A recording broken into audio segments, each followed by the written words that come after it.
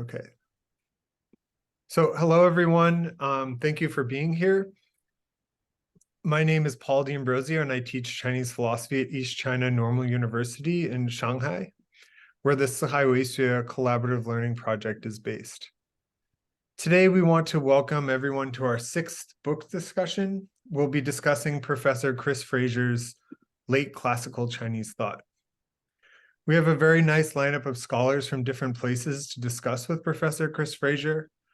Our commentators include Professor Winnie from Nanyang Technical University in Singapore, Professor Ellie Wang from the National Chengchi University in Taiwan, Professor Karyn Lai from the University of New South Wales in Sydney, Australia.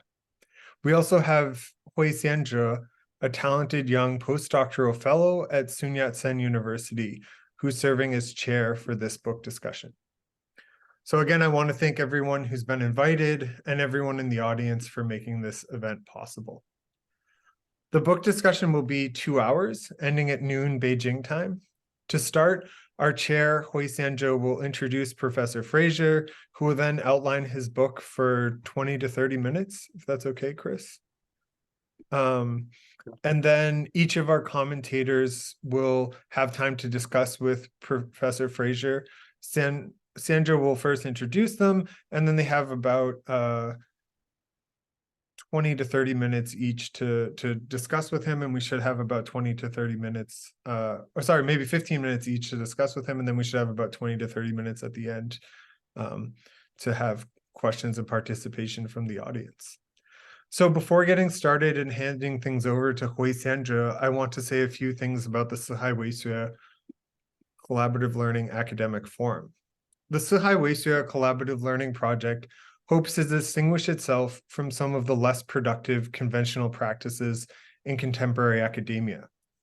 As posted on our website, we are not interested in male peacocks, in jerks, or in any form of egoism or self-promotion. We hope to curb all types of aggressive and "look at me, I'm smarter than you," or "don't I know so much," and similar types of attitudes that we sometimes find in academic exchanges. The 四海为学 Collaborative Learning Project seeks to accomplish these shifts in orientation during academic exchanges by encouraging productive communication, humble discussions, real questions, and responses that are open and honest. We hope to foster environments where people truly learn from and with one another.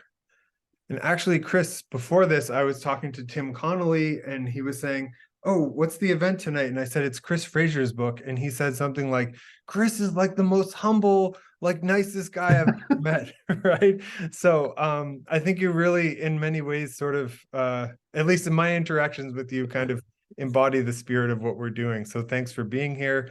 And it's really great to have someone who, who is so humble and nice and talented in academia. So thank you. Now I want to hand things over to our chair, Xianzhe. Xianzhe is a postdoctoral fellow at Sun Yat-sen University. She received her doctorate in philosophy and religious studies from the University of Macau. She's interested in social and political philosophy, and her work focuses on Western conceptions of East Asian and early modern political thought. She has 2 recent publications in Critique. So thank you again, Xianzhe, and I'll turn things over to you.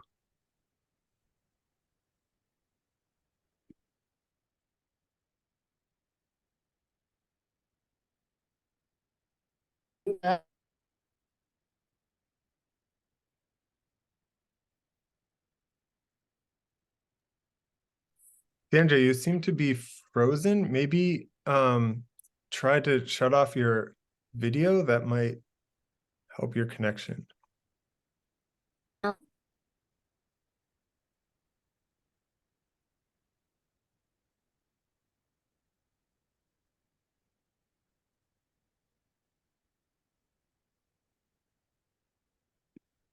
All right, so maybe, well, Chris, I don't have an introduction for you prepared. I know you've done a lot of great work. I guess I can just say you're a really, really nice guy. I think people know that you're a very talented scholar. No, really awesome scholar.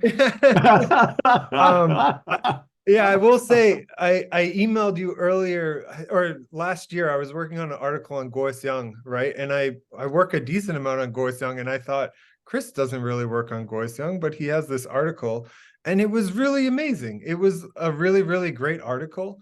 I sort of was upset though, because then it made my article kind of superfluous. I had to write something. I had to somehow differentiate it, my ideas from yours, but they were basically the same. So I tried to come up with some small critique. And then I emailed you saying something like, Chris, I didn't know you did Goixiang. And you said, I don't. I just did a lot of research for that article. So and that's really impressive. And then again, just your attitude towards your own work is really something to admire. So I guess being put on the spot, that's my introduction, and I'll let you I'll let you talk about your book. Okay, thanks very much, Paul. Well, one thing I can say is I think Guo Xiang is brilliant and deserves way more study. Yeah, I mean, even though obviously he's a very prominent figure, but he actually deserves even more study than he gets. Okay, so turning to the book at hand, let me say a couple words about the genesis of the book, and I'm not going to talk for 20 minutes. I'll talk for about 10 probably. So this book has a specific background. I was actually invited to write it. So what happened is through certain social channels, I became friendly with Peter Momchilov at Oxford University, who's regarded as a legendary editor, and who has now very recently left his post there. And Peter had a long-standing project called the Oxford History of Philosophy. And if you look it up, there are a lot of very interesting books in this History of Philosophy series. And the conception of the whole project was to do the history of philosophy from unusual angles, or maybe angles people hadn't undertaken before. So you'll find that there are other books in the series. There's one that's just about the American pragmatists. There's one that's just about the classical utilitarians. There's one about 1 century in French philosophy. So he said to me, so if we were doing a history of Chinese philosophy in sort of a different way, what might we do? And I said, well, typically the pre-Qin period is covered as just one block, and it focuses on certain major figures. And I would suggest that maybe we divide it into more than one block and really make it clear that the focus is on the texts, which are primary sources, which aren't always very tightly connected to particular figures. We could do that with the classical period. And then I said, something on the Wei Jin period would be interesting. And I suggested a couple of unusual ways that we might divide up the Song and Ming dynasty. And then, of course, Qing dynasty thought really at this point deserves much deeper attention than it's received so far, at least internationally. Of course, in the Chinese literature, there's a lot more attention devoted to it. So he said to me, okay, so if you had a pick of what you might do, what's that? And I said, well, I'd do the last century of the pre-imperial period, in particular because it seems to me there are some texts from that period that really haven't received the attention that they deserve at all. And he said, go for it. Let's do that. So the idea was that this is supposed to be an alternative or a fresh approach to the history of thought that it takes up a slightly different angle from existing familiar contributions to the literature. And as I think I say in the introduction, that's in no way to denigrate the quality of previous work. It's just that the idea was, look, let's try doing something different and see if we can, present a new perspective on some familiar material. So that was one aspect of the project. And then another aspect was very specifically, it was supposed to be targeted at a general audience, not a scholarly audience. So it's a book targeted at a general audience. It focuses on the 3rd century BC, the last century before the Qin dynasty is established. It gives much more attention than we typically see to relatively neglected texts such as the Guanzi, the Liushi Chunqiu, and the Zhuangzi outer books. And the Guanzi in particular, I felt needed a lot more attention, in particular because there's a number of different strands of thought in the Guanzi. I also thought it was important to give due attention in the project to the composite and accretional nature of pre-Han texts, and that it would be very interesting to approach the material by organizing it topically, because that would allow us to emphasize the relations between different texts, how the views in different texts might be addressing shared issues, and in some cases, how they would be more or less directly engaging with each other. So the organization of the book's in 6 chapters. The first one it's about Dao, but basically it's about metaphysics and metaethics. Then the second one is on political thought. Then we have one on ethics, one on moral psychology, one on epistemology, and one on language and logic. And it was very important to me to include the sort of metaphysical discussion of Dao and also a chapter on epistemology, because I felt that that was a largely neglected topic, and a topic, in my view, that Chinese philosophy has much to offer on. Now, a core interpretive hypothesis that's driving the discussion throughout the book is that the notion of Dao, a way, a path, isn't merely thematically central to many discussions in early Chinese thought, but it's also structurally or architectonically central. And what I mean by that is that the shape or the formulation of the questions that they're asking and the range of answers taken up to those questions is conceptually structured around a notion of a path to follow or a way to be performed. And that this structure helps to explain many features of early Chinese thought. In particular, I think it helps to explain the very strongly pragmatic character of pre-Qin thought. It helps to explain the emphasis on the action guiding role of mind, the emphasis on the use of language to guide action, and the treatment of what we might think of as epistemology as mainly a practical art. And that's just to give a few examples. So looking at the 6 chapters then, chapter 1 examines different views concerning the nature of and grounds for Dao. And the discussion considers a range of views about the grounds for Dao, such as the idea that Dao is somehow just fixed by nature or fixed by people's nature, our inherent dispositions, or Xing. Another is that Dao is primarily a natural process to which we can conform, possibly by eliminating the features of human agency that prevent us from wholly subsuming ourselves in that process. Another idea that's touched on in the chapter is what I call the craft conception of Dao, on which human Dao is explicitly a construct, but it's one that's justified by how effectively it engages with natural conditions, much as the Dao of building a house or a bridge is justified by how sturdy or functional the house or the bridge is. Then I talk about what I call Xianzhe's cultural constructivism toward Dao, which overlaps quite a bit with what I'm calling the craft conception of Dao. But I think in Xianzhe, human Dao is a system of cultural and political norms and institutions that takes on a certain sort of authority because of its status as a particular cultural or traditional practice. So on the one hand, it has to fulfill certain demands on a craft conception of Dao, but beyond that, I think there's another area in Xianzhe that marks out what's considered a distinctively appropriate Dao. And then that chapter wraps up by talking about how the Zhuangzi suggests a sort of pragmatic pluralism about Dao, in which the Dao that we follow are pragmatic constructs conditioned by natural features in such a way that they're inherently plural, contextual, and open-ended. So that's the discussion of Dao in chapter 1.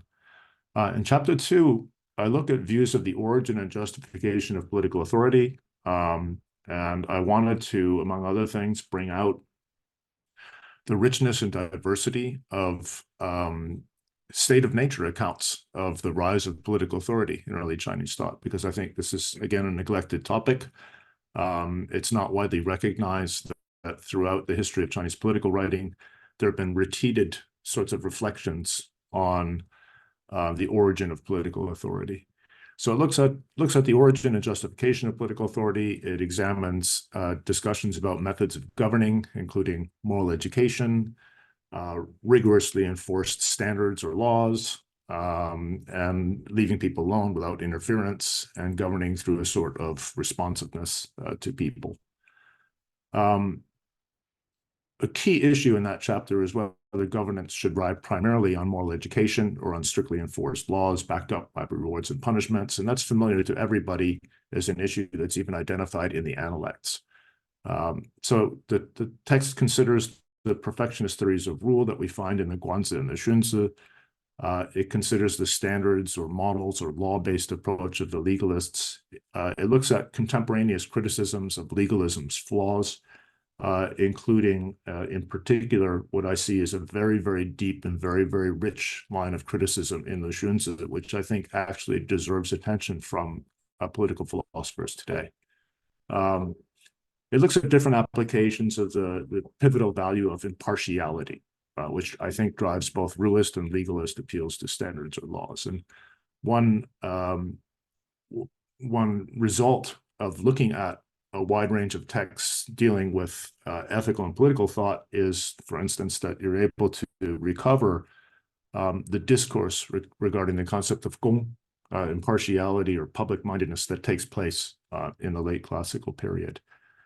Then the chapter, to conclude, looks at what I call bottom-up conceptions of governance that are found in the Zhuangzi, which reject the idea that the state should govern by educating the populace or by controlling their behavior through rewards and punishments.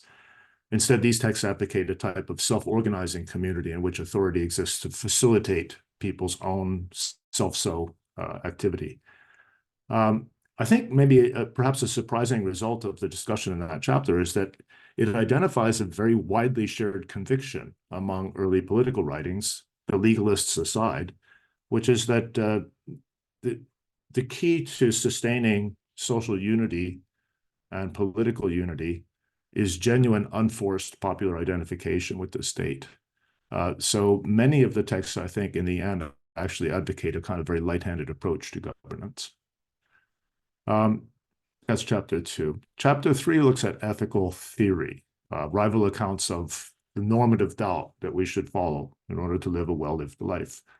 It considers sections of the Xianzhe and Guanzi that treat norms of conduct primarily in terms of roles in a hierarchical political society. And one interesting feature of the chapter is it seemed to me that if we're looking for a fairly well-developed example of what we might call a role ethics in early Chinese thought, many of us agree that social roles are very important to a number of early Chinese ethical views. An outstanding example of role ethics is found in the Guanzi Junchan. The well-lived life is one in which we fulfill our health and inherent nature, drawing mainly on the Liu Shi Chunqiu. So I think that there is an interesting substantive ethical view in the Liu Shi Chunqiu. Role-based ethics tends to be complex and unsystematic, and I don't regard that as a criticism. I think that's just how that approach is going to end up. But accordingly, it forms a sort of sharp contrast with the kind of views that we find in Moism. So you could say that role-based ethics is sort of unsystematic. Views that draw on nature risk being very vague. And we can see Moism partly as a response to that, in that the later Moists attempt to really pin down an ethical theory in which we can give very clear standards for what is morally right. In their case, consequentialist standards that what's right is what promotes the benefit of all. You can see as well in later Moist consequentialism that they do build on this idea of a role-based social hierarchy, a role-based social structure. They just tie it together with a consequentialist view of what's right and wrong. And then that chapter concludes by exploring views from the Zhuangzi that reject mainstream moral norms in favor of a more non-moralized conception of applying our powers of agency directly to follow Dao by applying what you might think of as the virtue. And following Tao in those circumstances is understood as a fitting path through shifting and transforming situational factors. So the key to the Zhuangzi view would be then that it's an attempt to explain how we can follow Tao without appealing to conventional moral concepts. Chapter 4 considers what the same sources have to say about ethical cultivation and development, how we train or orient ourselves to follow Tao. And what I do is I identify several fundamental divisions that I think help us to understand how the different positions at the time relate to each other. So some texts treat ethical development primarily as a social and political project. Others treat it as more of a personal or individual concern. Some see it as a matter of extending or manifesting existent latent dispositions in our character. Others see it as a task of overcoming or reforming unruly and disruptive tendencies that we have. Some take it to be a matter of education and acculturation. Others take it to be a matter of eliminating the negative effects of misguided cultural practices that prevent us from following the Tao.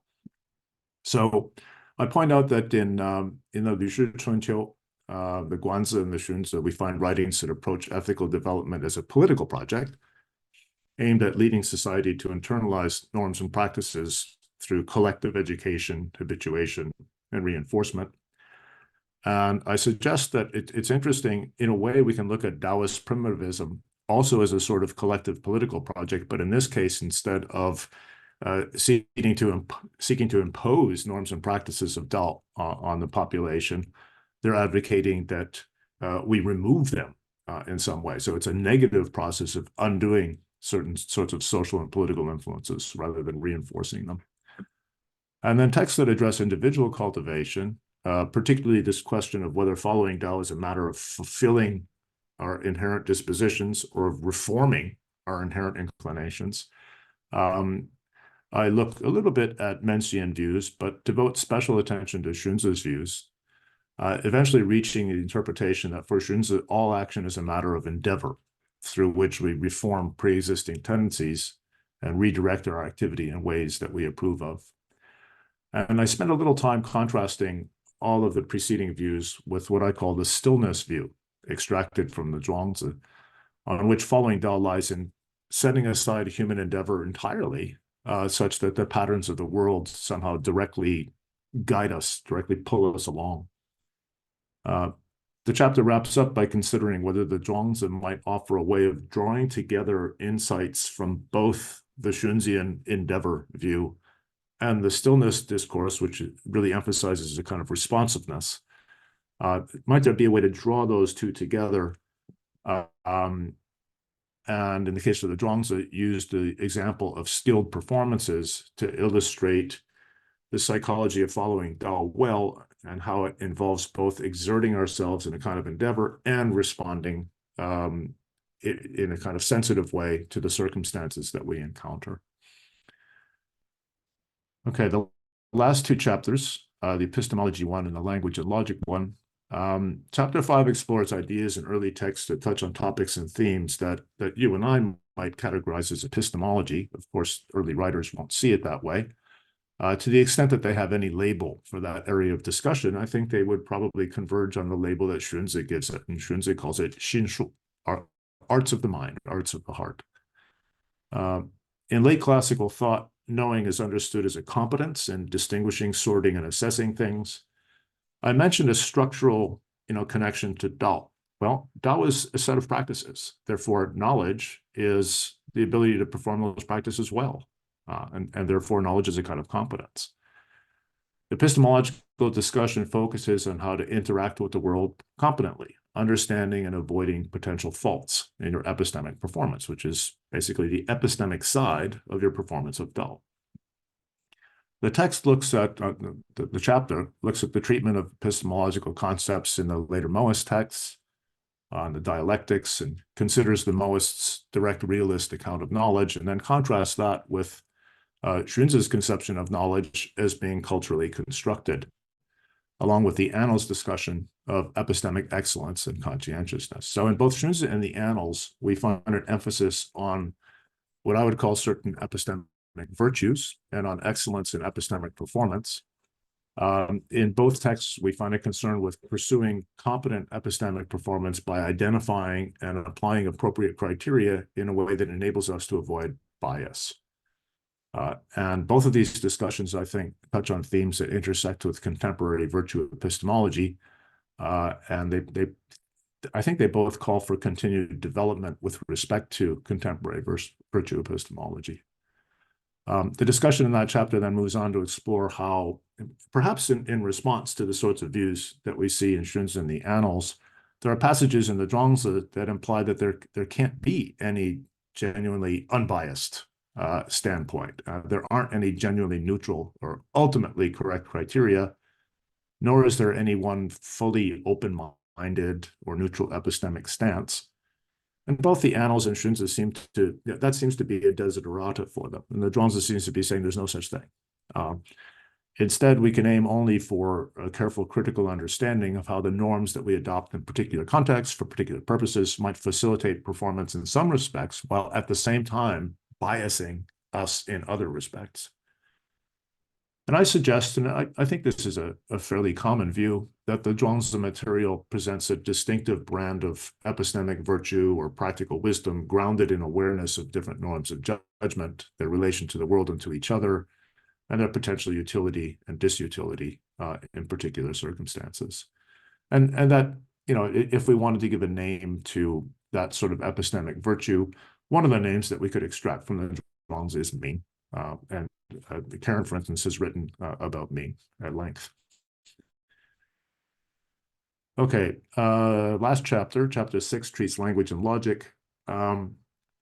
I just kind of summarized some previous work I've done in that area, emphasizing that 3rd century texts treat the use of language, which in this case is understood specifically as names and speech, as a norm-governed social practice. And some texts at least regard control of that practice as a crucial means of guiding society to follow Dao. And this is another respect in which it really pays off for us to devote some time to relatively neglected texts, because when we think of discourse on the control of names in order to guide society to follow Dao, people tend to think of the one key paragraph in the Analects, which I think is probably a 3rd century. I think that paragraph itself is probably a writing from the 3rd century BC. And then they look toward Xianzhe, and many people are not aware that there's extensive discussion of these points in the Lu Shi Chunqiu, and that we also find references to them in a number of places in Guanzi.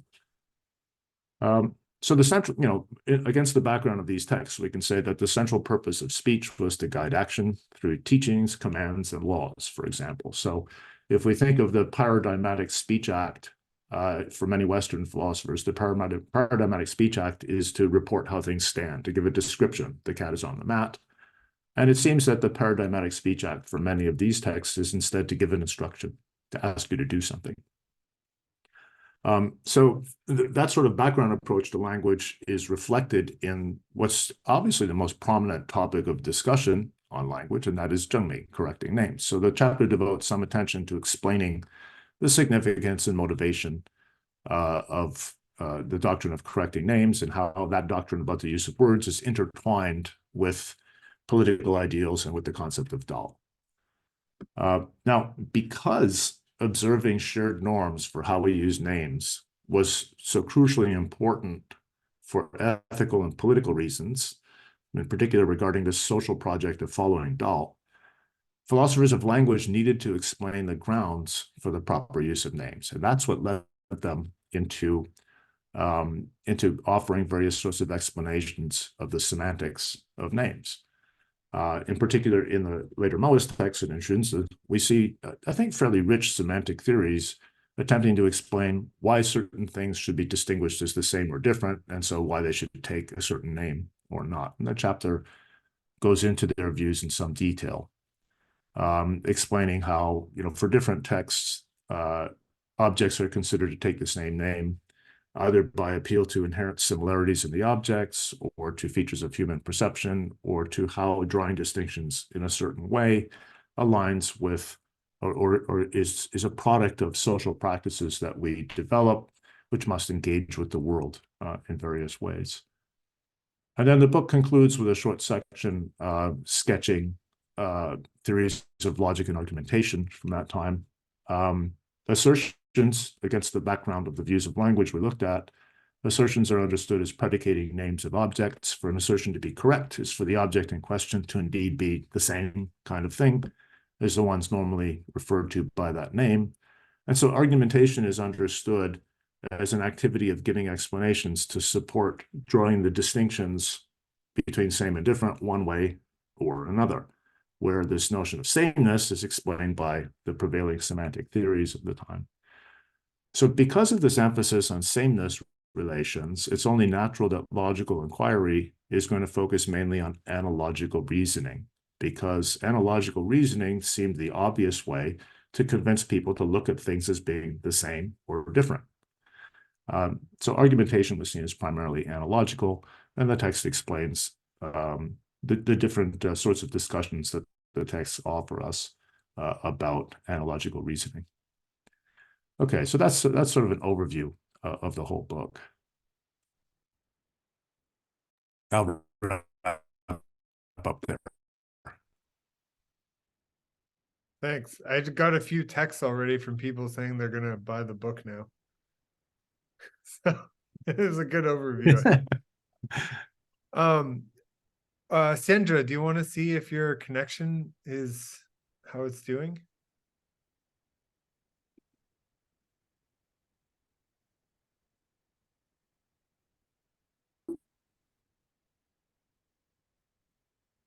Okay, so I think it's not doing so well. So I have her introductions though. So we have an hour and a half left and we have 3 commentators. So I think the way we organized it, right, is everyone should have about 20 minutes. They can divide that however much they want to present their views and discuss with Chris, right? So and that should leave us about a half an hour at the end. And we have some really great people in the audience. So I think it would be good to have some time then at the end. So our first commentator is Professor Winnie Song. She's Associate Professor of Philosophy at Nanyang Technical University in Singapore. Her current research covers 3 main areas. The first area is concerned with early Confucian thought, especially with the preaching philosopher Xianzhe's thought. The second area is concerned with moral psychology. She's worked on topics such as hypocrisy, trustworthiness, resentment, and sympathy. And I can say if you're at a conference and she's giving a talk, it's definitely worth going to because they're super interesting. I love these topics. Maybe it's just me, but I really enjoy her presentations. She's also interested in intersection of epistemology and philosophy of mind, focusing on reasoning and self-knowledge. So take it away, Winnie. Thank you, everyone. I'm very honored to be invited as a discussant of Professor Chris Fraser's book, and thanks, Paul, for inviting me. And good to see Karyn and Ellie here. Okay, so I'll read, and my screen is to the left, so sorry for not looking. Okay, so I think Professor Chris Fraser's book is a new, exciting, and special addition to the literature. As the book title suggests, it focuses on a relatively understudied era, from the high point of Jisha Academy to the Lü Buwei sponsorship of visiting scholarship. So that spans across like 70 years or so. Although there are works that focus on some of these texts in this era, especially like for Xianzhe, Zhuangzi, there are other texts that are less well known in English language scholarship, such as Guanzi, Shenzhi, Lü Shi Chunqiu, and the Ma Wangdui manuscript. So here I will talk about these texts, and I will loosely refer to texts of thinkers, and I'm not drawing a sharp distinction. I think in Chinese language scholarship, the usual way is to group the texts of thinkers as preaching scholars or texts. And this is how I think students in Chinese language scholarship train. So when we think about preaching, xianqing, and so we tend to think of those texts. And Lü Shi Chunqiu is an example that just missed that window. But then as Fraser's book shows us, Lü Shi Chunqiu contains so many interesting ideas that can be read as a continuation or response to the other texts and should be studied more and more closely. And as Chris just said in the introduction, the main target audience for the book is the general reader, including university students and graduate students. So I would like to take this opportunity to reflect a bit on the setup of the book and the possible reception by the audience. So the chapters are arranged topically. This is a strategy I have for several times wanted to try out in my own introduction to Chinese philosophy class, but I didn't have the audacity, I didn't have the courage to do so because it is very challenging and I didn't know how to execute this well. So when I arrange my class, I think it's a very standard way. I arrange around thinkers or text. And I do know that students sometimes were very lost because the thinkers, the text, they tend to cover a broad range of philosophical issues. And it's difficult for students to keep track of these ideas. For example, in my Xianzhe lecture, I would talk about heart mind in the Xianzhe, language, political philosophy in the Xianzhe. By the time I got to Zhuangzi, the student had probably forgotten what Xianzhe said about these issues. So if the presentation is arranged around topics, it's easier for students to see what different texts said about this particular topic. So I think that is more engaging that way. And the way Chris set up this book makes it more vivid to students that they are engaging in a dialogue, is continuing the debate, and they were all participating in.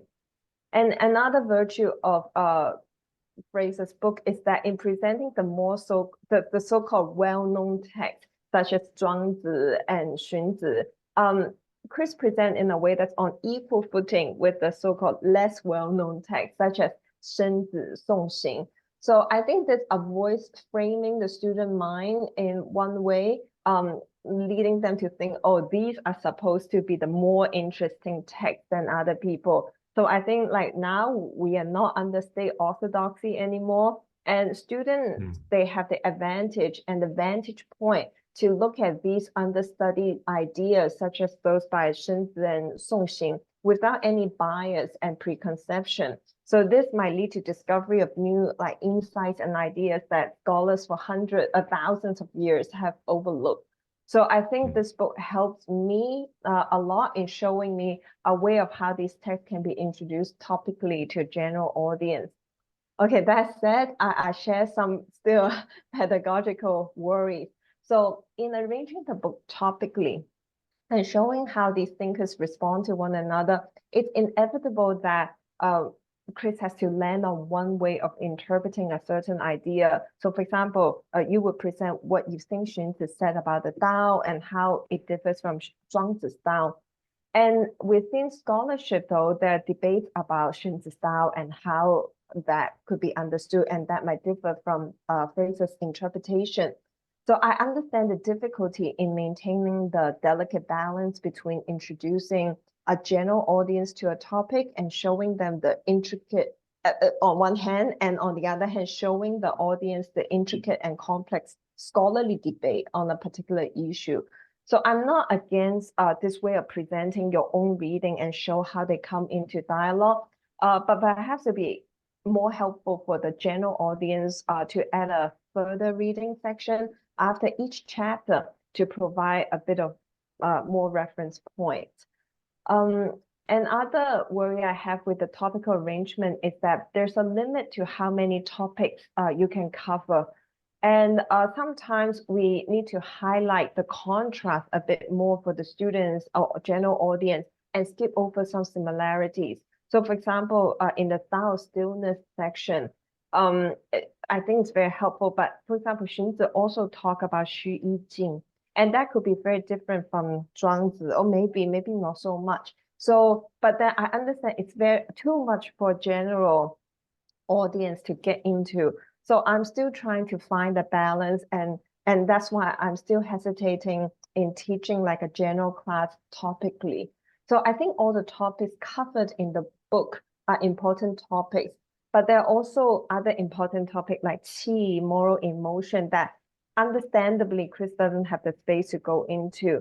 But I worry that students miss out some distinctive features of a certain text. For example, if I teach Zhuangzi, I'll focus a bit more on what Zhuangzi said about qi, but maybe not so much when I teach Xunzi. Then students might get a sense that, okay, qi is quite a crucial element in Zhuangzi's thought. But then in presenting this way topically, it's harder maybe for them to get a sense of the distinctive feel of a text.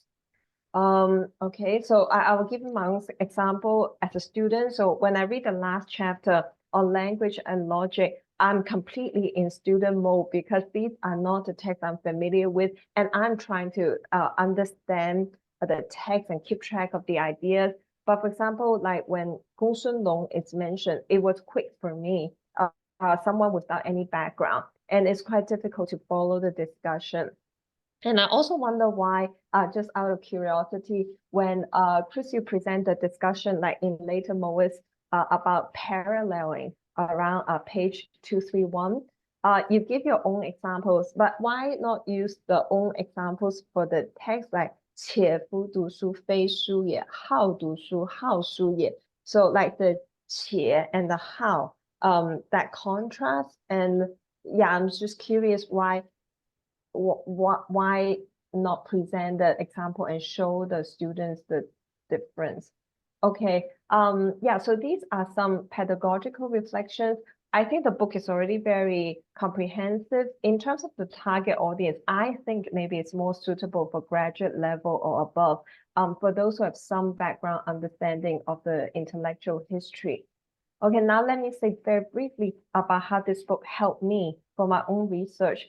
So I find the section on epistemic virtue in the annals are very illuminating, because I'm not too familiar with Li Shi Chunqiu either. So this section is not long, but it clearly and succinctly discusses the three major epistemological themes.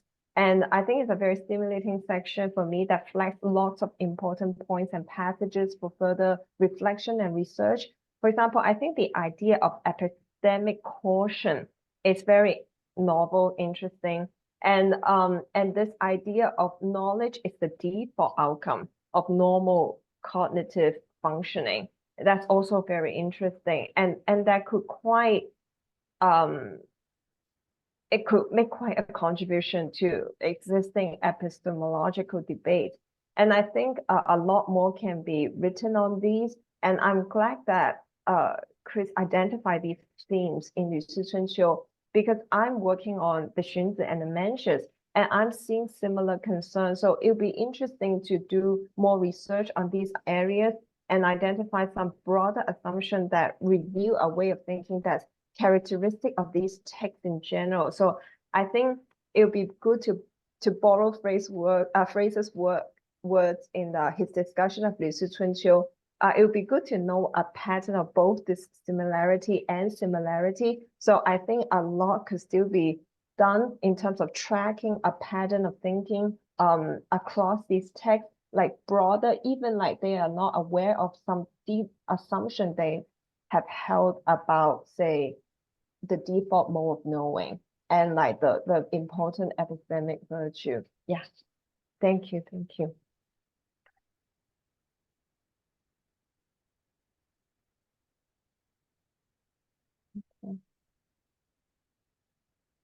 Thanks.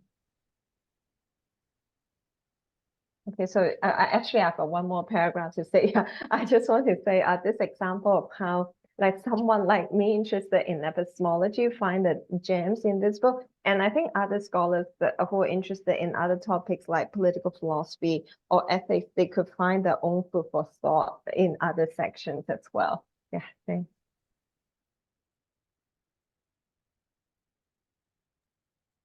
So Chris, if you want to respond, and you guys have maybe like 8 minutes or so to have a discussion, and then we'll move on to the next commentator, if that works.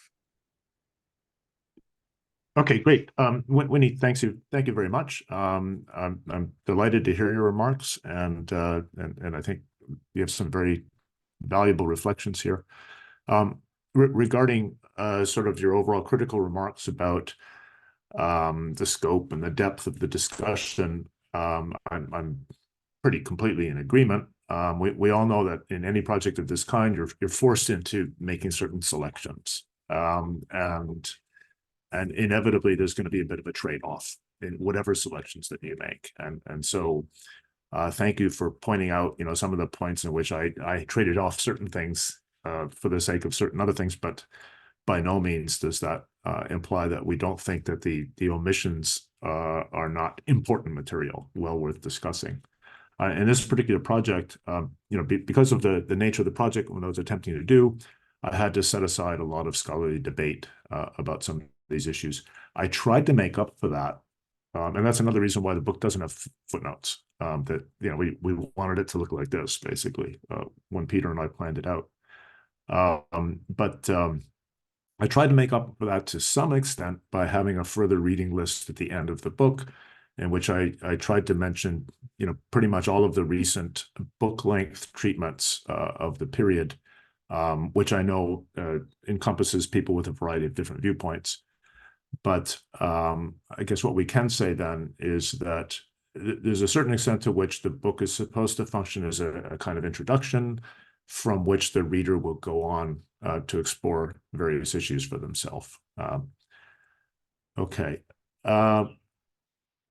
Yeah, why didn't I use more examples from the Moist dialectics? I thought I used a few of theirs, but I threw in a few of mine to try to get readers to just see that you can catch on to what they're doing here and come up with your own examples. But I suppose I could have given a few more of theirs as well. Okay, specifically with respect to, say, chapter 5. So I would say one of the goals of this particular book is to inspire further discussion on some of these issues. And that probably applies to each of the chapters. And 5 in particular, because epistemology is such a little discussed area of early Chinese thought. What I'm doing is sort of offering an initial survey, an initial go at the subject to try to prompt more interest in the hope that people will take up a number of these themes and go much farther with them, because I think there's a lot of space for research and development regarding these themes and these texts. Now, one reason that it's difficult is that you'll notice, for instance, in the Li Shi Chunqiu, if you want to try to pick up on some of what they're doing with this sort of virtue epistemology, you literally have to read the whole thing and comb through various sections for reference to these themes, because only in a few places do they really concentrate on epistemic themes for a couple paragraphs in a row. So it's difficult to work with these texts. That's one point. And then another point is that the texts themselves, that this wasn't a focal point of discussion at the time. So they have very interesting things to say about these themes, but they don't devote that much space to it. So the texts themselves are somewhat suggestive. They don't give us exhaustive treatments of these issues. The most exhaustive treatment we get is Xianzhe, and even that, Xianzhe Jiebi Pian, it's not really, it's not exhaustive, right? It's still kind of a sketch of a Xianzhian view rather than an in-depth treatment of the view. So there's a lot of room for competing interpretations, I think. It seems to me that no one can be claiming to present an authoritative interpretation of this material, partly because the material is somewhat open-ended, but that it should be really, really inspiring to all of us, both in terms of the room for further work in reconstructing what was going on at the time, what the texts are actually saying, and then maybe even more exciting, the room for picking up on some of these ideas and developing them in contemporary epistemology. And I think you put your finger on what to me is one of the most striking features of the discussion in the early texts, which is that knowing is taken as the normal case. If the epistemic agent is functioning normally, then you know. And so the primary object of explanation isn't how do we know or what is knowledge. It's what happens when we fail. What is error? What's going on then? That's a really interesting sort of paradigm shift, or shift in perspective for talking about knowledge. And I think that people working in virtue epistemology today might find that very interesting to look at.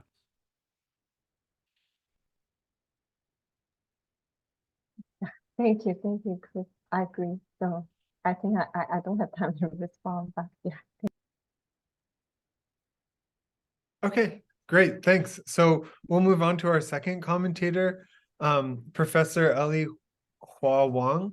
Professor Ellie Wang is Associate Professor of Philosophy at National Chengchi University in Taiwan and currently the chair of the department. Her published papers are primarily on early Confucian and cross-cultural studies in ethics, moral psychology, and metaethics. She currently focuses on ritual and its role in ethical transformation and wisdom by drawing on resources from early Confucianism, especially the Xianzhe. So now I'd like to turn it over to Professor Wang. So thank you for this occasion for me to also talk about Chris's excellent book, and also being accompanied by excellent scholars, Winnie and Karyn and others. So I think I want to start by saying this is just a really rich, and I would really say a very lucid book that on this topic. It's very lucid, both in terms of writing and structure, and I find it very inspiring. So this is really good. And the important merits, I think Winnie and also Chris mentioned about this book, which I think I totally agree, especially this topic-oriented structure. I think it really facilitates a very helpful presentation of the material in the late Warring States period. And it really nicely sheds light on the connections in thought, both historically and philosophically. So I think this is really very nicely done. And also another thing is the attention to less discussed texts such as Guanzi, Zhuangzi, outer chapters, and 吕氏春秋. They really add breadth to our understanding of the development of thought in this period, and also enriches the dominant interpretations of other texts. So, for example, I think Chris's reading of Zhuangzi is very insightful and also very helpful for me personally, because one of my current research interests is on how some ideas in the Zhuangzi might have been adapted and reacted upon in the Xianzhe. So Chris's interpretation gave me a lot to think about. So I think it's very, very nice. So there are also several issues I would like to take this chance to just invite Chris to say a bit more, because of course this book is aiming for the general public as well as experts in the area. And so, but because of the side of the aiming at the general public, there is a lot of the discussion are opening to possibilities for further discussion, which is also mentioned by Chris earlier. So I want to just take this chance to say a bit, maybe see what Chris thinks. So the first issue is about his conception of the Tao in the Xianzhe and the Zhuangzi. I totally agree that this idea of Tao is very important in the preaching period. And I'm very sympathetic to his overall depiction of the different conceptions of Tao. Some take Tao to be something built in our nature, Xing, or is fixed by nature or heaven. But then there is also this craft conception or the pragmatic approach to understanding Tao. And Xianzhe's cultural constructivism approach, as well as Zhuangzi's open-ended adaptation to circumstances approach to understanding Tao. So I especially appreciate Chris's take on the careful distinction between Xianzhe's approach and the craft conception found in the Guanzi, which I really agree with.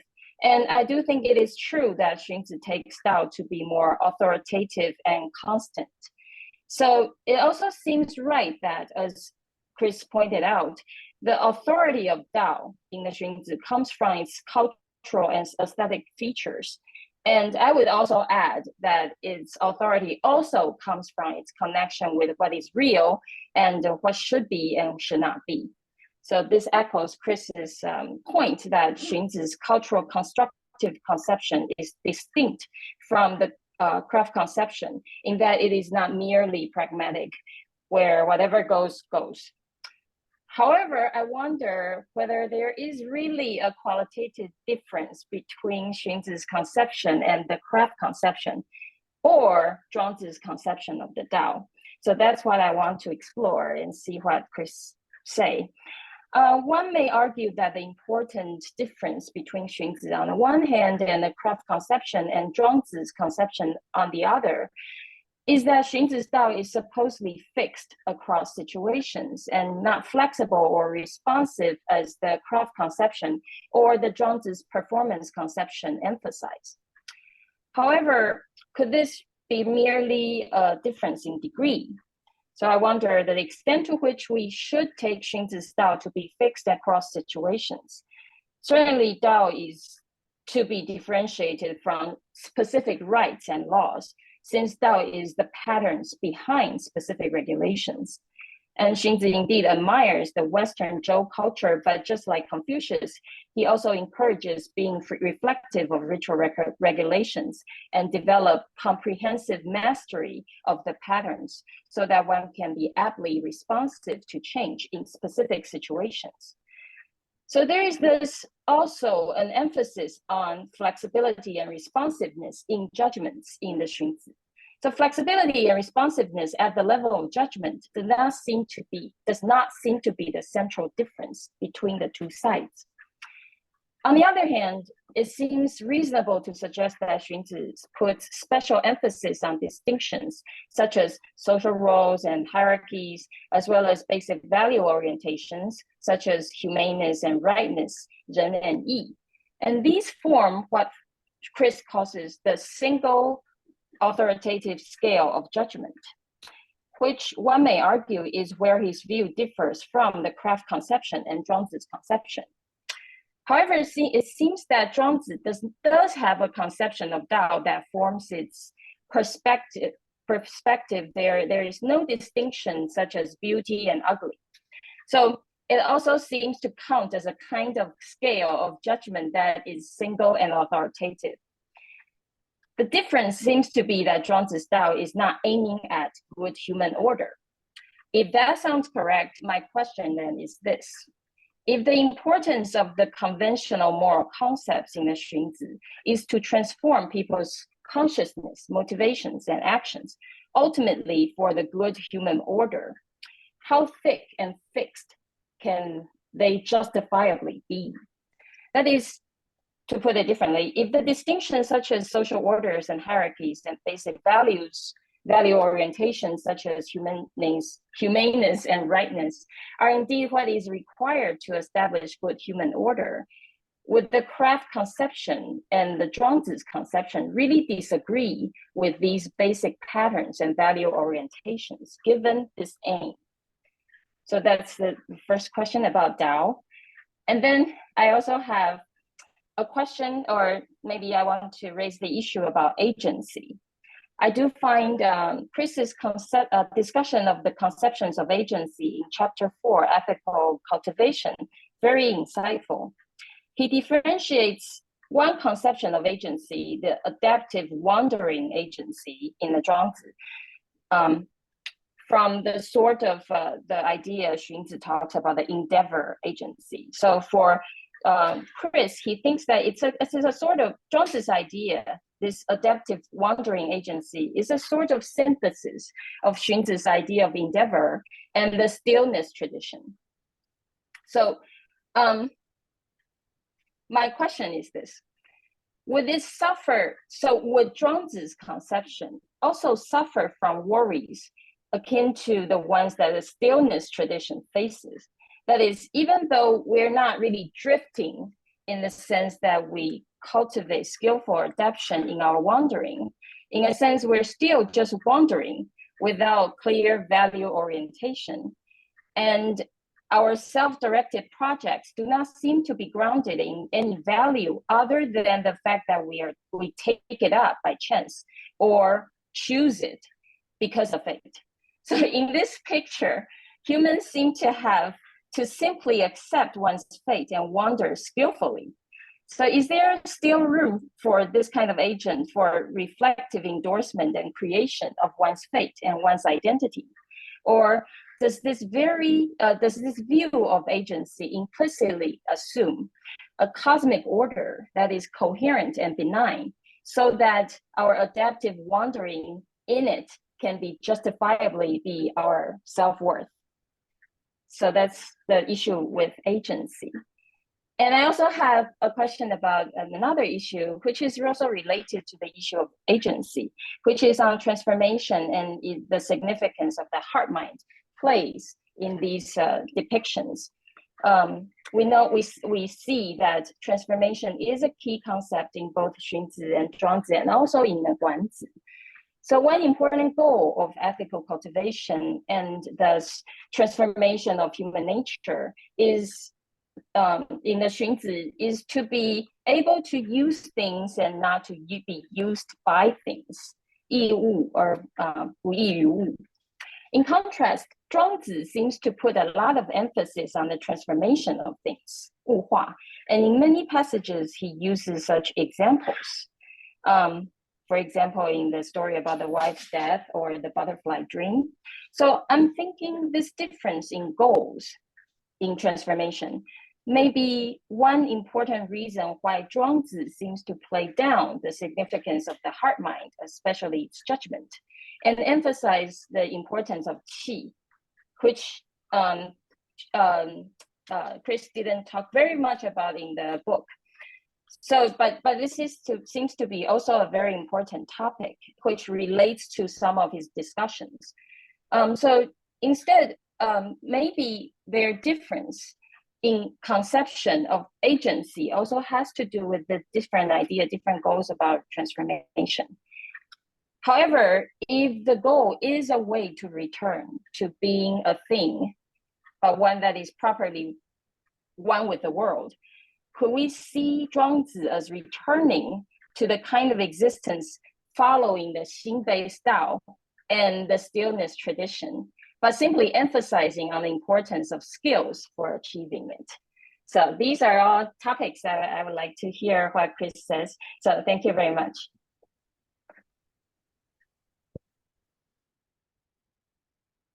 Okay, should I go ahead? Thanks, Ellie. This is great. These are three really, really deep and rich topics. Like we could talk about each one of those for an hour or more. So I won't be able to actually do justice to them then because they're so deep, but I'll try to say a few words about each one. Okay, my own interpretation of the material is that there's, again, going back to that idea that Dao is not merely thematically central, but actually structurally central. So I see in many early texts a shared conception of agency in which the agent is understood primarily as a performer of Dao.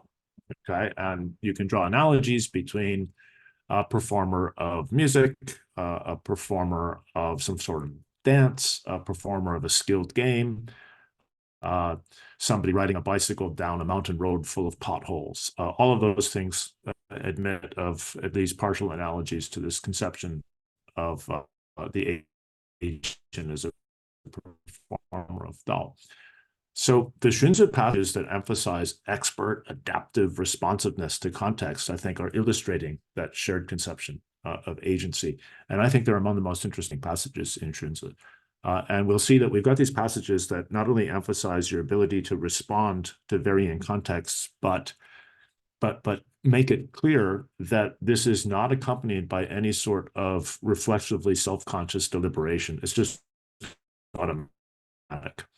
So it's very much like the performance of a sport, for instance, right? So in the Xunzi, it says, 若数一二 1 2. See the difference. It's automatic, it's spontaneous, and it's responsive to circumstances.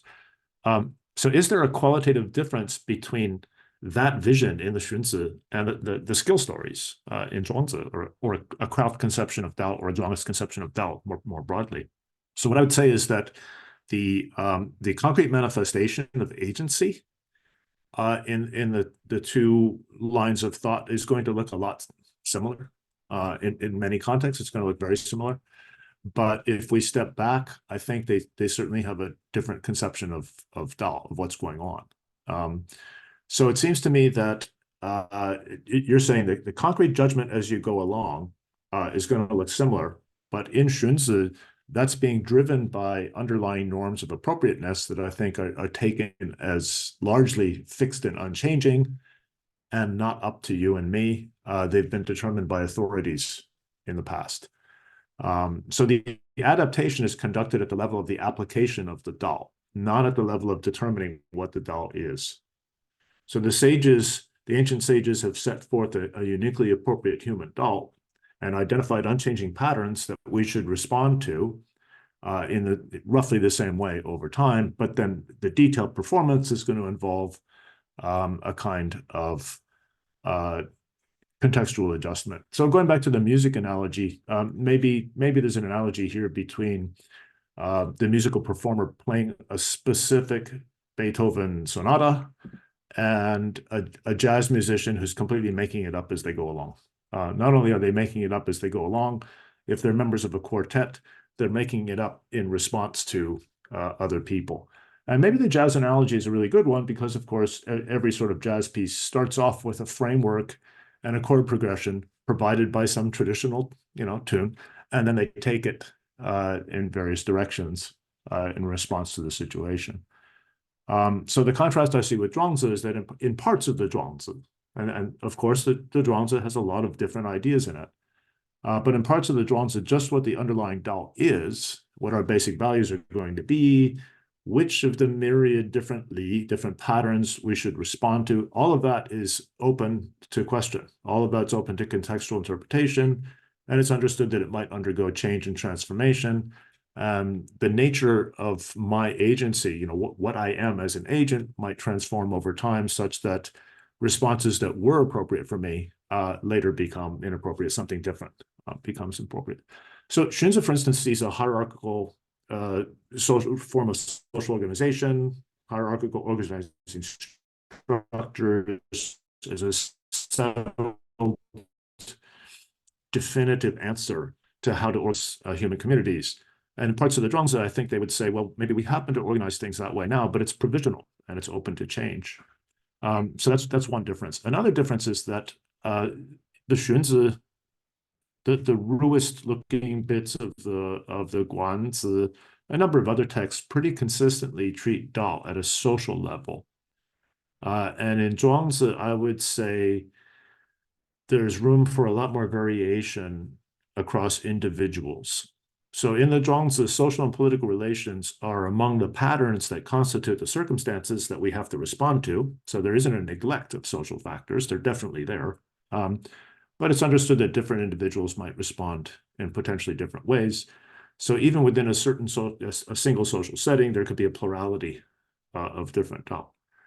So I'd say that for Xianzhe, there's adaptiveness at the level of the performance of the Dao, and in the Zhuangzi, there's more variation or adaptiveness at the level of what is the Dao. It's something we have to find. So that, if I remember, the core question that you wrapped up with is, I don't remember the exact wording, but what I thought I would say is that a Zhuangist approach leaves it open to question whether it was the social roles and hierarchies.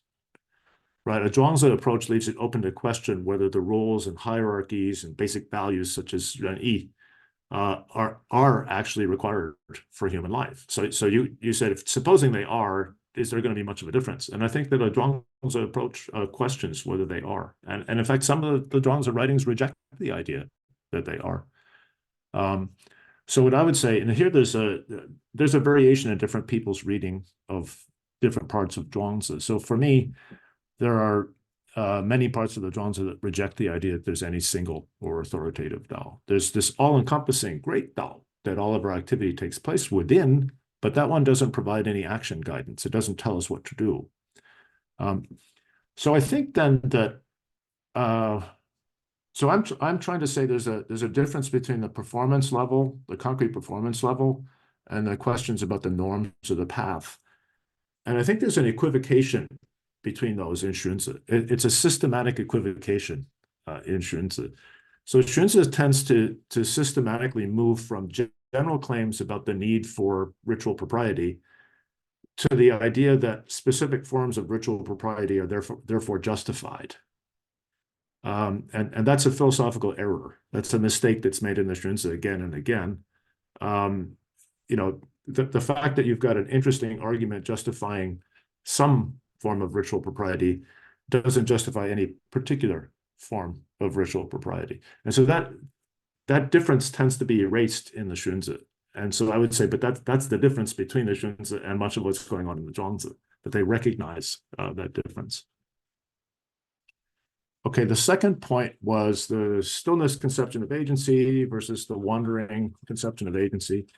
So what I was trying to say in the book about that is that the stillness conception appears to be this very extreme view on which, I mean, certain parts of the stillness conception, I think, are very legitimately the target of the Xunzian criticism that Zhuangzi is obsessed with Tian and Buzhiren, right? So some paragraphs that present that stillness idea, that's exactly what the Xunzi is attacking, and the attack is probably pretty justified.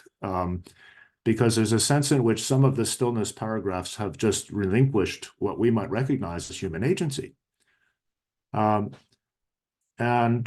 what I wanted to try to say is that Xianzhe is right about this idea that all activity is endeavor. None of it is just driven by our xing or by natural patterns. It's something we undertake, and the Xianzhe is correct about that.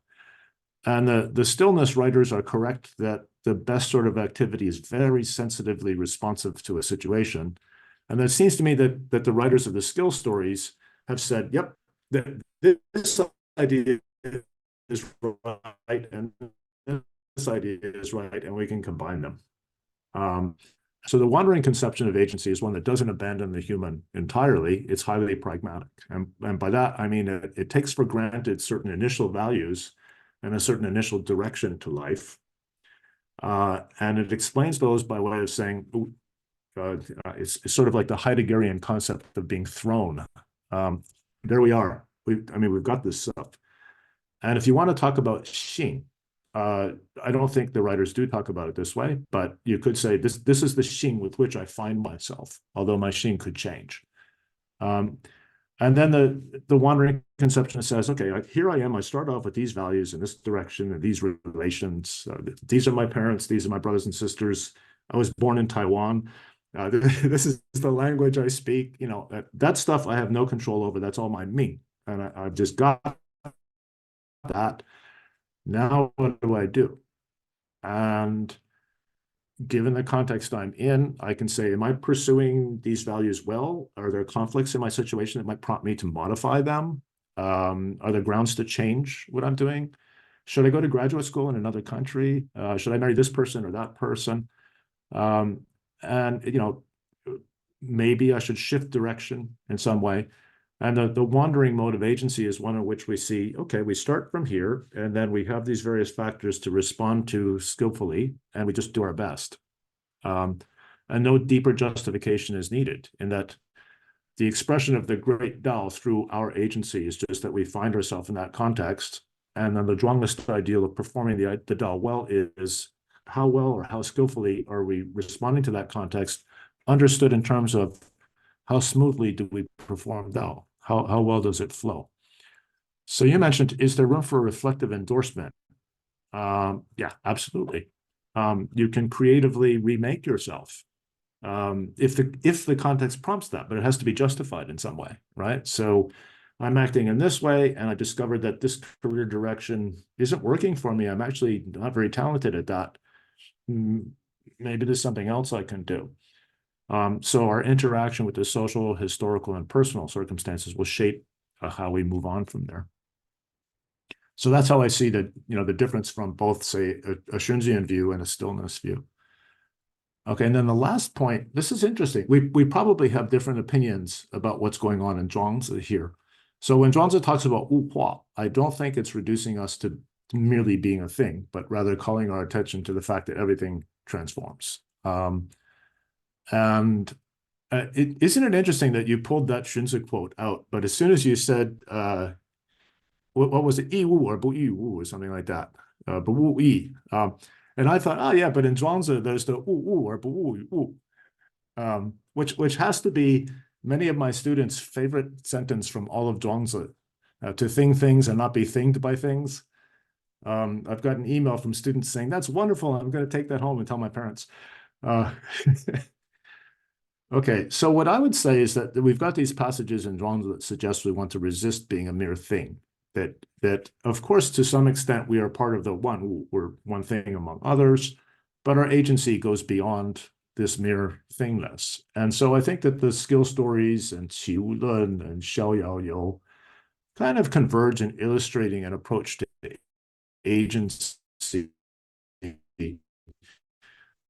on which nothing action in life. It's something that we, if we're exercising agency properly, it's something that we can develop creatively as we move along.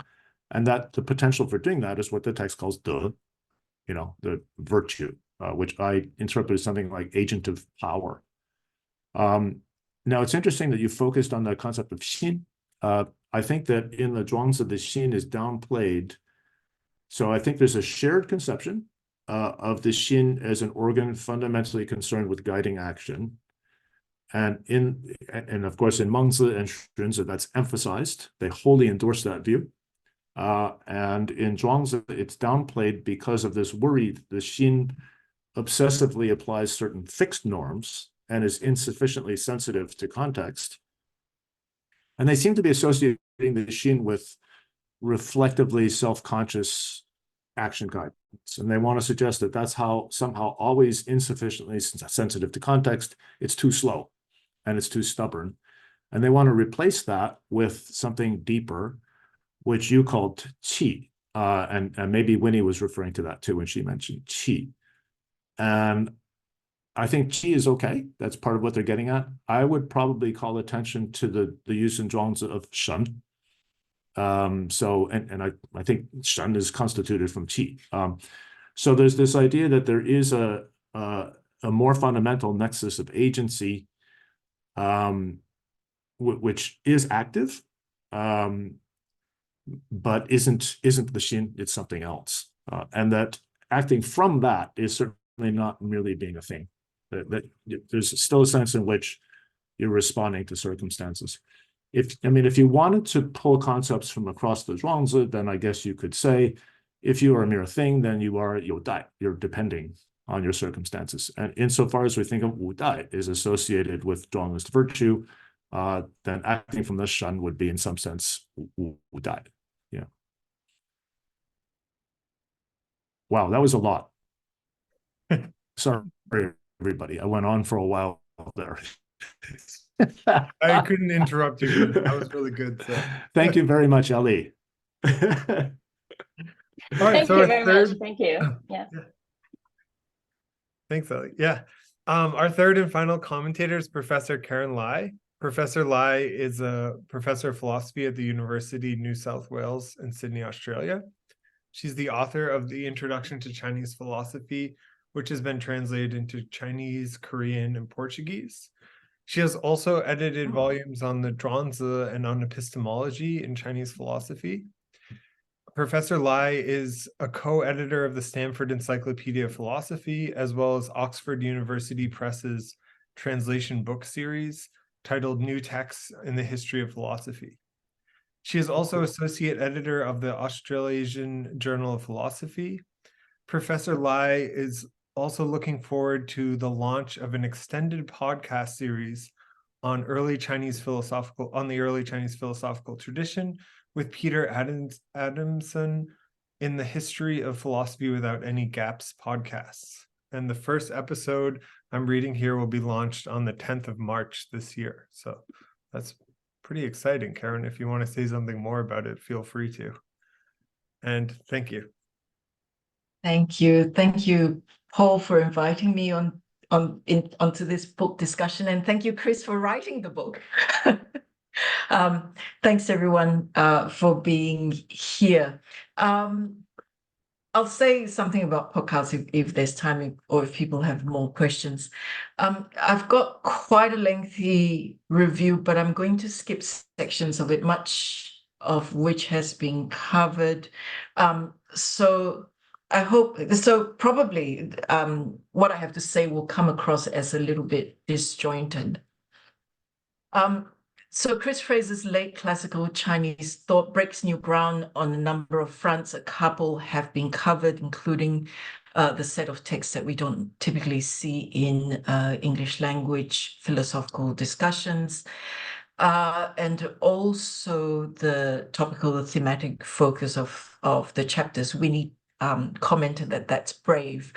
I think what is even braver is the third way in which the book breaks new ground, is that it disrupts the division between the schools of thought, primarily by fracturing how we understand a text in classical Chinese philosophy. I think that's really courageous. Typically in scholarship, we take the Hanfeizi or the Zhuangzi, for example, as singular texts, although we're well aware of the authorial and editorial complexities. And I find it hard to disagree with the way Chris talks about the compositional nature of these texts. However, in scholarship, extant texts are most often taken as single entities in the sense that they've been transmitted as such, including with major edits and commentaries along the way. And indeed, this is the way in which the Zixie tradition has been conceived, focusing on the insights of the master and then the interpretations that have coalesced around them through time. So in this third innovative feature of the book, Fraser notes not only the accretion process, but also the anonymity of authorship of the text in question. Fraser cast doubt, moreover, on whether we can assume to know the singular purpose of a text. What we typically call chapters in these texts, known as pian, are in fact collections, according to this book. So for the purpose of analysis in this book, the basic units are anecdotes and stories. As Fraser suggests, the Guanzi should really be considered a wiki, for instance, with contributions over time by different people in an intellectual community. In fact, most of the texts I would have thought are like this. You consider the Zhuangzi, for example. So Fraser more generally states, and this I quote from page 13, interpretation and discussion of the master's materials must begin from the level of the individual short text, which may be a brief remark, short anecdote, or longer essay. End of quote. Fraser's understanding of the compositional piecemeal nature of these texts is one shared widely among scholars. What is different here is the follow-through in his methodology in handling the anecdotes as basic. This is a fascinating and courageous move, and its implications perhaps unsettling for many, like myself, who work within entire texts. I'll return to this issue right at the end. So in the way I've written my review, I've basically just gone down the chapters and then I've raised questions. So I'll skip doing a chronological review just in the interest of time. I'll move on next to the discussion about the state in chapter 2.